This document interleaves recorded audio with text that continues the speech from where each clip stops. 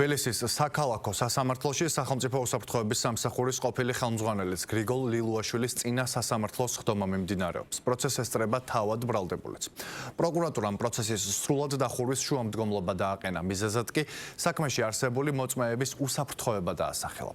პროკურორის განმარტებით საქმეში კონკრეტული მოწმეები მიუთითებენ ყოფილი მაღალი თანამდებობის პირების ბრალეულობაზე. ამიტომ არსებობს საშიშროება, რომ მოწმეებს და მის ოჯახის წევრებს შეექმნებათ საფრთხე.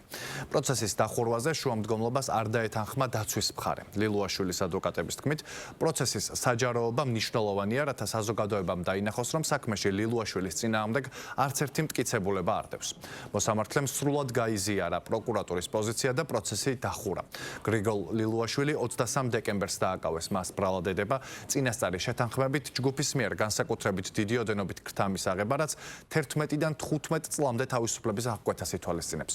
ბრალდებული დანაშაულს არ აღიარებს.